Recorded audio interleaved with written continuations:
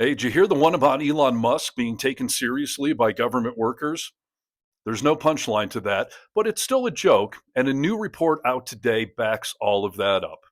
How you doing? I'm Steve Harness from the Vocal Minority with Nick and Steve here for Really American Media.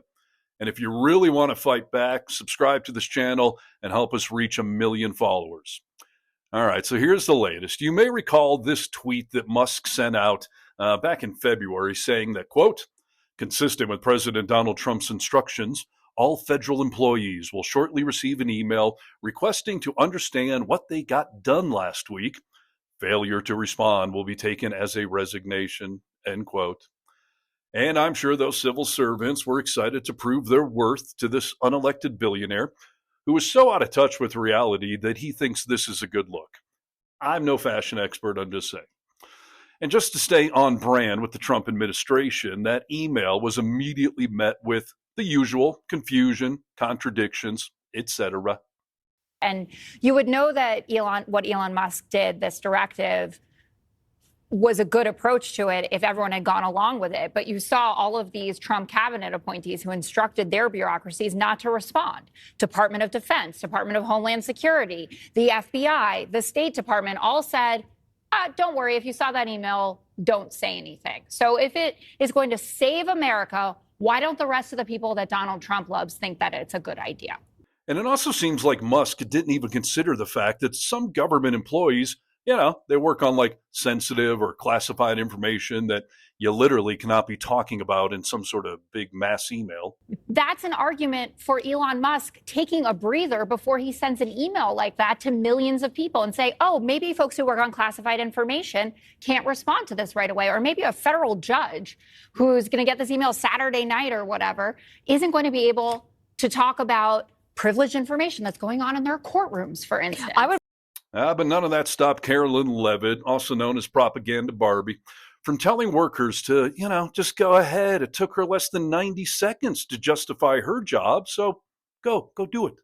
I can announce that we've had more than 1 million workers who have chosen to participate in this very simple task of, again, sending 5 bullet points to your direct supervisor or manager, CCing OPM. I actually participated in myself. It took me about a minute and a half to think of 5 things I did last week. I do 5 things in about 10 minutes, and all federal workers should be working at the same pace that President Trump is working and moving. We have a country to save, and we want this federal government to be responsive to the needs of the American people who re-elected this president to have historic, massive reform. Okay, so how's all this going? If you guessed extremely well, then you have not been paying attention to anything for quite a while now. Or maybe you just woke up from a coma. I welcome you back to society, but you should probably go back to sleep. The sad reality is that for all of us, this entire effort from Musk and Doge has become a joke. We liberals are definitely not the ones laughing. So the Washington Post acquired government records and interviewed numerous managers and employees across a whole bunch of agencies. And it's been revealed that a significant number of these officials are simply declining to adhere to these requirements of listing 5 accomplishments every week, which was mandated by Emperor Musk to monitor their employee productivity. According to the Post, quote, many federal workers who still answer this message are either churning out lightly modified versions of the same boilerplate every week, or, this is the fun part, they're treating the whole thing as a joke, such as by submitting replies in a foreign language. I recommend using Vulcan, or maybe Pig Latin. Elon ye, usk me, is a ye, okaj. I get that right? It's been a while. One USDA employee said, quote, I don't think I should have to justify my job to some unknown entity, especially when I'm handling private customer information, end quote. But what if that unknown entity, aka Prince Elon Musk, has a reputation for, saving a bunch of government money with his own companies? He practices what he preaches, right? His own contracts. Again, I'll ask you, Mr. Talcove, do you know how much money a day Mr. Musk will receive from the federal government for his contracts? No. The answer is $8 million a day. Just last year, Elon Musk was promised $3 billion from close to 100 contracts with the federal government. Ms. Royal, do you know how much the average person in this country who survives on Social Security, one of our seniors who's worked their entire life, about how much they have to survive on a day? I do not. $65 a day. We're not looking into Elon Musk's $8 million a day. This subcommittee, chaired by Marjorie Taylor Greene and the House Republicans, is looking into your grandmother's $65 a day. Yeah, Musk saves money like a desperate housewife on Rodeo Drive with their third husband's credit card.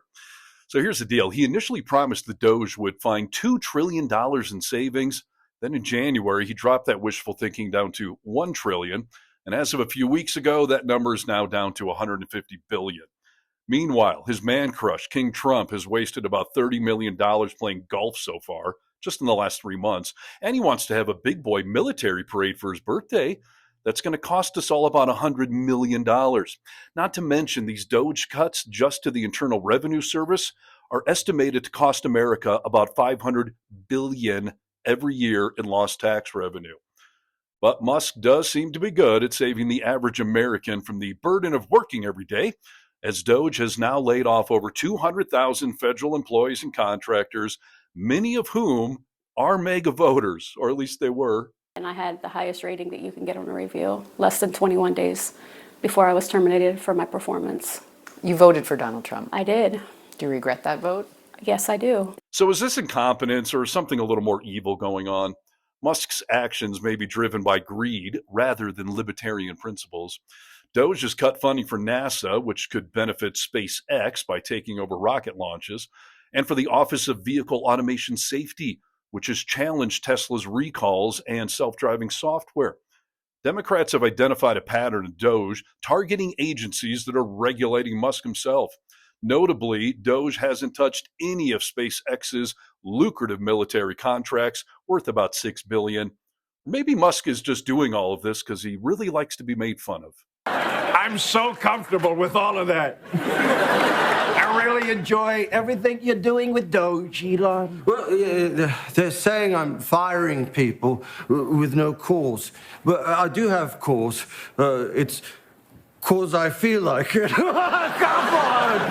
Glitch! I mean, come on. After all, to someone like Musk, there's no such thing as bad press. This guy just desperately wants people to talk about him for anything except his love of awkward and clearly racist hand gestures.